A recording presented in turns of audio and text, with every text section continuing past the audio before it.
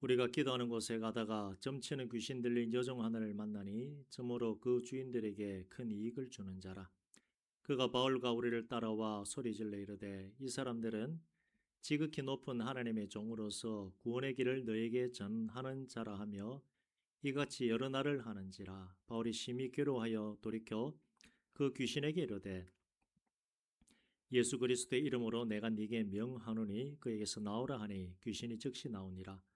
여종의 주인들은 자기 수익의 소망이 끊어진 것을 보고 바울과 실라를 붙잡아 장터로 관리들에게 끌어갔다가 상관들 앞에 데리고 가서 말하되 이 사람들이 유대인인데 우리 성을 심히 요란하게 하여 로마 사람인 우리가 받지도 못하고 행하지도 못할 풍속을 전한다 하거늘 우리가 일제히 일어나 고발하니 상관들이 옷을 찢어벗기고 매로 치라 하여 많이 친 후에 옥에 가두고 간수에게 명하여 든든히 지키라 하니 그가 이러한 명령을 받아 그들을 깊은 옥에 가두고 그 발을 착고에 든든히 채웠더니 한밤중에 바울과 실라가 기도하고 하나님을 찬송하며 죄수들이 듣더라.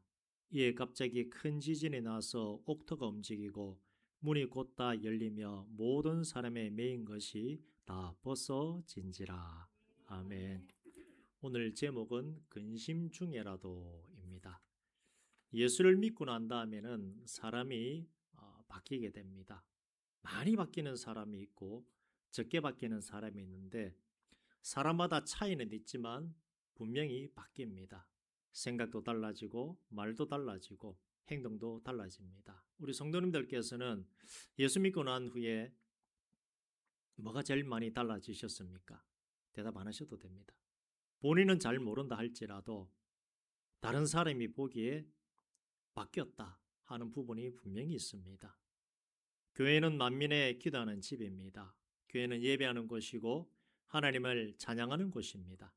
예배라고 하는 이름 아래에 모든 것이 들어 있습니다. 찬양하고 말씀도 듣고 기도도 하게 됩니다. 요한복음 1장 1절에 태초에 말씀이 계시니라. 이 말씀이 하나님과 함께 계셨으니 이 말씀은 곧 하나님이시니라. 그렇게 말합니다.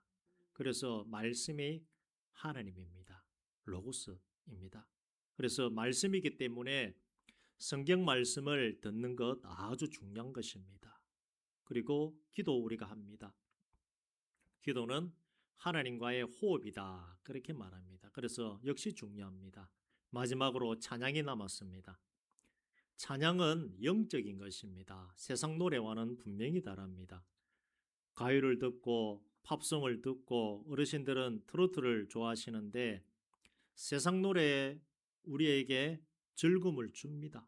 노래가 주는 이점이 분명히 있습니다. 세상 노래가 이점이 없다라고는 말할 수 없습니다. 세상 노래 들었을 때에 정서적 안정감을 주기도 하고 우리가 신난다고 표현하듯이 마음에 기쁨 또 즐거움을 주기도 합니다. 우리 교단은 대한예수교 장로의 합동입니다만은 우리보다 조금 더 보수적인 교단이 있는데 고신입니다. 예전에 제가 신학교 다닐 때 한 30년 전이죠. 고신 교단의 교수님이 오셔가지고 수업을 하신 적이 있는데 음악을 이제 이분이 말씀을 하셨어요. 얼마나 보수적인가 하면 수업할 때 다 정장을 입고 수업을 들어가야 됩니다. 정장을 입고 수업에 들어가야 되고 제가 뭐 아시는 분 아십니다만은 반팔 와이셔츠를 안 입는 이유가 그분 때문에 그렇습니다. 그분 말씀 이렇습니다. 저 죽어도 주의 종은 긴팔 입어야 된다. 그래서 여름에 겨울에 겨울은 당연히 긴팔이죠. 와이셔츠는 무조건 긴팔입니다. 그리고 CCM도 못 부르게 하셨습니다. 이분은 무조건 찬송가. 왜? 검증되지 못한 것을 어떻게 하나님 앞에 부를 수가 있느냐? 가요를 부를 수 있겠습니까? 없겠습니까? 가요 부르면 마귀 자식입니다. 그분한테는 마귀 자손. 그런 식으로 교육을 제가 받았습니다. 왜 그분은 CCM도 못 부르게 하는가? 비성경적이고 하나님 높이는 것이 없고 사람 즐거움만 찾기 때문에 못 부르게 했습니다. 어떤 의미로 보면 맞는 말도 있습니다. 하나님 믿을 때 조금의 부정함 없이 고춧가루 하나 안 튀고 조금 이상하다 싶은 것은 다 제거하고 정결하게 믿어야 한다는 뜻으로 아마 그렇게 말씀하신 걸로 저는 그렇게 생각합니다. 정말 세상 노래는 나에게 유익이 안 되고 찬송가는 나에게 유익이 되는가라는 것을 아는 방법이 있습니다. 어떻게 아는가? 한번 불러보면 됩니다. 찬송가도 불러보고 세상 노래도 들어보시고 한번 불러보시길 바랍니다. 세상 노래 들어보고 불러보시고 또 찬송가 불러보시고 들어보셨을 때 나의 영육간의 상태와 변화가 어떤지 마음이 어떤지를 한번 느껴보시면 단번에 구분이 됩니다. 나의 영육간의 상태가 어떤 상태가 되는지 분명히 알 수가 있습니다. 하나님을 찬양하는 것이 내 영이 살고 육이 살고 모든 것이 살게 된다는 것을 알게 됩니다. 하나 질문하겠습니다. 대답은 안 하셔도 됩니다. 누가 해주는 밥이 제일 맛있습니까? 대답은 안 하셔도 됩니다. 누가 해주는 밥? 우리 권사님 어머니 살아 계십니까? 예. 질문이 좀 추상적이 될 수도 있습니다만은 맛집이 세상에 많이 있죠. 뭐 요즘도 어디 보니까 뭐 검은 옷 입고 나오는 요리사, 흰 옷 입고 나오는 요리사가 있어가지고 누가 맛있게 하느냐 대결을 합니다만은 세상에 아무리 맛있는 맛집이 있다 할지라도 어린 시절 우리 권사님은 어머니, 저는 외할머니, 우리 다른 우리 장로님들, 권사님들은 또 특별한 분이 아마 생각이 날 겁니다. 그 밥맛 그리울 때가 있습니다. 이제는 천국 가셨기 때문에 먹을 수가 없는 그 맛이 있습니다. 권사님에게는 어머니, 저에게는 외할머니가 해주시던 그 반찬과 찌개의 그 맛은 어떤 맛집이라 할지라도 어떤 뭐 미슐링 원스타, 투스타, 쓰리스타 얘기합니다마는 비슷하게라도 맛을 내는 집이 없습니다. 아주 고급 식당에 가서 먹으면 분명히 고급지고 맛은 또 있을지 몰라도 어머니나 할머니가 해주시던 그 깊은 맛은 없습니다. 그 맛이 안 납니다. 왜 제가 이 말씀을 드린가 하면 찬양의 맛을 그런 식으로 제가 한번 생각을 해봤습니다. 찬양의 맛을 굳이 비교하자면 권사님에게는 어머니의 밥맛, 저에게는 외할머니의 그 손맛, 밥맛으로 비교나 비유할 수 있다는 생각이 듭니다. 세상 노래는 그냥 사먹는 밥입니다. 맛이 완전히 다릅니다. 하지만 찬양은 나를 영적으로 살찌우게 하고 나를 살립니다. 세상 노래 들으면 나를 즐겁게 할지는 몰라도 영적 유익은 전혀 없습니다.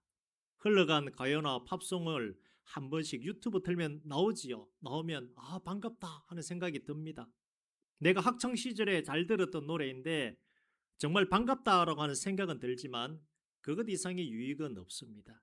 찬양은 하나님께 영광 올리는 것이고 하나님의 이름을 올려드리는 것입니다. 그리고 찬양 가운데 분명한 하나님의 임재가 있습니다.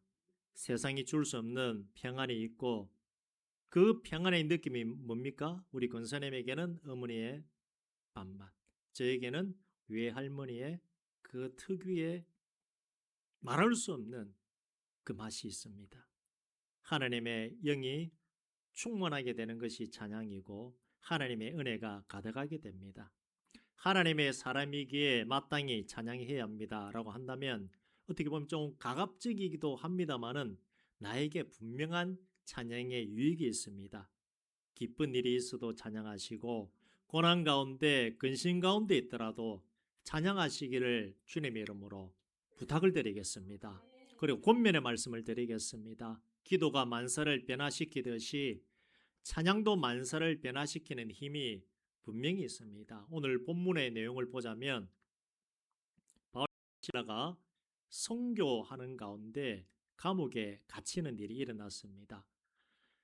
귀신 들린 여종을 하나 만났는데 이 여종이 무엇을 하는가 하면 귀신의 힘으로 점을 치는데 너무 잘 맞는 것 같습니다. 그래서 점을 잘 치다 보니까 사람들이 찾아오고 그 점 치는 일을 가지고 돈 벌어 가지고 자기 주인의 주머니를 두둑하게 해주는 그런 일을 합니다. 근데 귀신이 들리다 보니까 하나님의 사람을 알아봅니까? 못 알아봅니까? 알아보죠. 바울을 보니까 뭐라 그럽니까? 하나님의 사람임을 알고서 따라다니면서 하는 말이 지극히 높으신 하나님의 종으로서 구원의 길을 너에게 전하는 자라 그렇게 말합니다. 근데 이게 맞는 말입니까? 틀린 말입니까?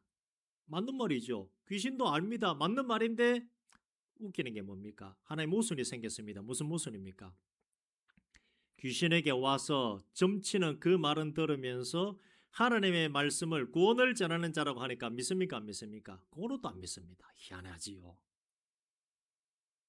근데 자꾸 바울을 따라다니면서 바울을 괴롭게 하니까 바울이 뭐라 그럽니까? 예수 이름으로 떠나갈지어다 하니까 귀신이 떠나갑니다. 근데 이게 이제 문제가 되었습니다. 악한 영이 들었길래 악한 영을 내쫓아 주었는데 그 여종의 주인이 바울과 실라를 붙잡아서 그냥 공회에 고발해 버립니다. 로마의 이상한 풍속을 전한다 하면서 바울과 실라를 옷 벗기고 매를 들고 때리고 감옥에 가둬버립니다. 감옥에 가둬버리는데 그 감옥이 어떤 감옥이냐? 불빛 하나 들어오지 아니하는 캄캄한 감옥에 뭐 지금처럼 좋은 감옥은 아니겠죠. 지금도 뭐 감옥에 들어가면 안 좋다고 얘기는 합니다만은 2000년 전에 오죽하겠습니까? 뭐 쥐도 큼지막한 것만 뛰어다닐 거고요. 귀신 들린 사람이 있어서 귀신 내쫓아주고 전도하다가 두들겨 맞고 발에 착고까지 쇠사슬까지 차고 불빛 하나 들어오지 아니하는 지하 감옥에 갇혔습니다. 자, 여러분들이 지금 바울 입장이라고 하면 생각해 보십시오. 어떻습니까? 전도하다가 귀신 들린 사람 귀신 떠나게 해줬는데 두들겨 맞고 옷벗김 당하고 불빛 하나 들어오지 아니하는 감옥에 갇혔습니다. 하나님 왜 이러십니까 하는 생각이 들지 않겠습니까? 그런 상황에 바울과 실라는 성경에 뭐라 그럽니까? 기도하고 하나님을 찬송한다 그렇게 나옵니다. 답답한 상황이니까 하나님께 기도하는 것은 우리가 충분히 이해가 됩니다. 답답하니까 기도해야 안 되겠나 하는 것은 이해가 됩니다만은 이런 상황에서 찬송은 잘 나오지 않는 것이 사람의 마음입니다. 노래라고 하는 것이 어떤 때 잘 나옵니까? 어떨 때 노래가 잘 나오지요? 기분 좋을 때. 그리고 잘 씻는 분들, 샤워 잘 하시는 분들은 샤워할 때 노래 나옵니까? 안 나옵니까? 흥얼흥얼 하죠. 목욕탕에서 흥얼흥얼 하는 할아버지들도 계십니다만 혼자서 집에서 막 씻을 때 막 이래 밀고 막 이래 할 때 찬양 날에 노래 막 합니다. 노래는 기분이 좋을 때 하는 겁니다. 마찬가지로 찬송도 내가 좀 하나님 믿고 난 다음에 월급도 좀 올라가고 몸도 좀 건강해지고 마누라도 꼼 좀 덜 치고 이럴 때 찬송이 나오지. 답답한 현실에서는 기도도 막히고 찬송도 안 나오는 것이 사람의 마음입니다. 그러나 바울은 찬송의 능력을 아는 사람입니다. 찬송을 하자 놀라운 일이 일어납니다. 성경이 뭐라 그럽니까? 갑자기 큰 지진이 일어나고 옥터가 움직이고 문이 다 열리며 모든 사람의 매인 것이 다 벗어지는 일이 일어납니다. 기도하시길 바랍니다. 찬송하시길 바랍니다. 기도와 찬송의 은혜이고 능력인 것입니다. 기도는 우리가 열심히 하고 있죠. 어젯밤에도 모여서 기도했고 목요일 밤에도 기도하고 또 일요일 초에 또 7시간 기도해 하면서 우리 참 열심히 기도는 하고 있습니다만은 오늘은 거기에 대해서 찬송의 힘을 내 보시길 바랍니다. 한번 힘을 내 보시길 바랍니다. 목사님 어렵고 힘이 드는데요. 아니요. 바울 생각하십시오. 지하 감옥에서 무슨 일을 하다가 갇혔습니까? 전도하다가 갇혔는데 하나님 원망이 저 같으면 하나님 원망하겠어요. 하나님 내가 전도하는데 왜 갇혔습니까? 왜 나를 안 지켜주십니까? 그게 먼저 나올 것 같은데 바울은 그러지 아니하고 어떻게 보면 이상한 사람이죠. 그런 상황에 어떻게 찬송을 할 수가 있겠습니까? 그러나 바울은 찬송합니다. 힘이 나지 않는 상황에서 힘이 나기 위해서는 환경이 바뀌거나 좋은 일이 일어나야 합니다. 근데 하나님은 우리를 뭐라 그럽니까? 너희들은 진취적으로 나아가야 된다라고 성경을 보면 그렇게 나옵니다. 창세기 때는 뭐라 그럽니까?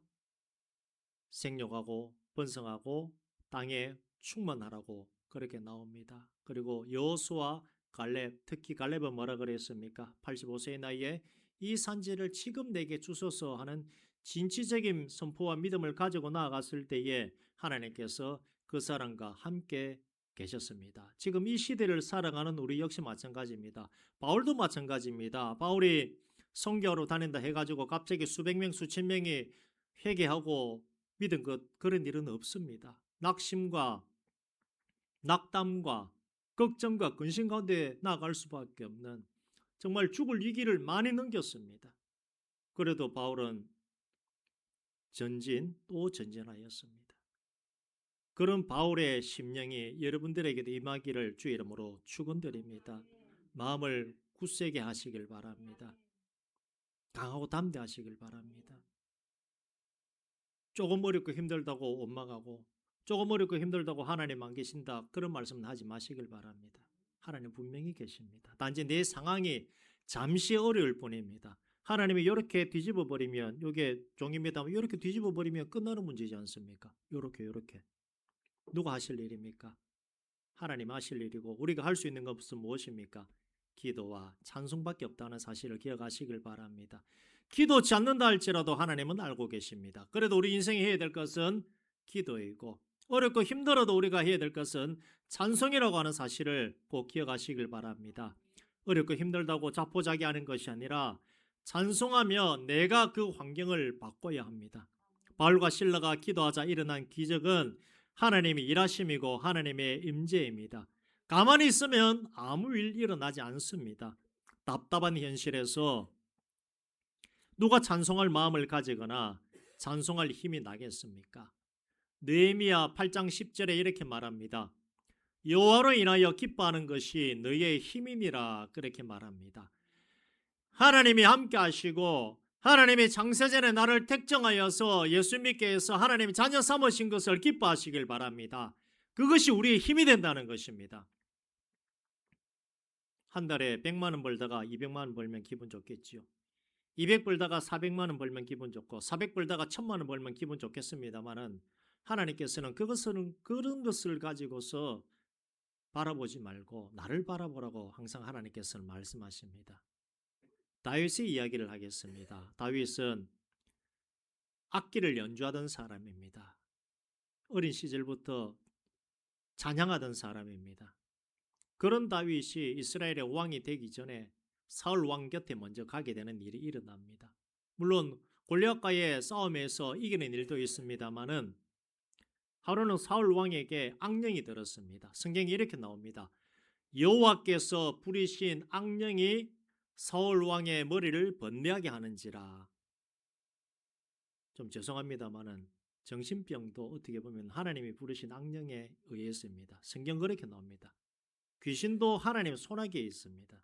하나님이 부르신 악령 때문에 사울 왕이 번뇌하게 되었을 때에 이것을 어떻게 해야 되는가? 머리가 너무 아픈데 방법이 없습니다. 해결 방법이 없습니다. 그래서 어떻게 하느냐면 수금을 잘 타는 사람이 있습니다 하는 그 이야기를 듣고 다윗을 부릅니다. 그래서 다윗이 와가지고 수금을 타자 어떻습니까? 여호와께서 부리신 악령이 떠나가는 일이 일어나더라는 것입니다. 악령이 사울에게서 떠나갑니다. 이 말의 뜻이 뭐겠습니까? 찬송 가운데 하나님의 영이 임하고 악한 영이 떠나가는 것입니다. 이것이 찬양의 힘입니다. 머리가 복잡하고 사는 게 복잡하고 힘이 들고 답이 보이지 않는다면 기도하시고 찬송하시길 바랍니다. 목사의 말이 아닙니다. 성경에서 그렇게 말하지 않습니까? 지하 감옥 한번 가보신 분 계십니까? 불빛 하나 들어오지 않는 움직이기라도 하면 다행인데 발에 착고가 묶여가지고 움직일 수가 없는 상황입니다.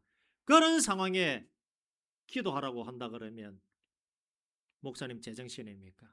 찬송하라 그러면 목사님 제정신입니까? 라고 우리는 말할 수밖에 없습니다. 그러나 바울은 신앙의 본을 보였습니다. 어렵고 힘든 가운데 기도하고 찬송하여 그 상황을 역전시켰습니다. 입으로 소리내어 찬송하시든지 아니면 악기를 가지고서 찬양해 보시길 바랍니다. 아무것도 안 하면 아무 일도 일어나지 않습니다. 해보셔야 합니다. 기도는 언제든지 할 수가 있죠. 찬송도 언제든지 할 수 있습니다. 기도가 만사를 변화시키고 찬송이 나를 변화시키고 나의 환경을 변화시킬 수 있다는 사실을 명심하시면서 기도와 찬송으로 성령 충만하여 보이지 아니하는 바울과 같이 악한 것도 떠나보내시고 바울처럼 환경도 스스로 이겨내시기를. 바울의 힘이 아니죠. 누구의 힘입니까? 찬송하자 하나님의 은혜가 임한 것입니다. 하늘의 은혜를 끌어당겨서 이 땅에서 정복하고 다스리고 생육하고 번성하라고 하는 하나님의 말씀대로 살아가시기를 주의 이름으로 축원드립니다. 이 시간 우리 함께 찬양합니다.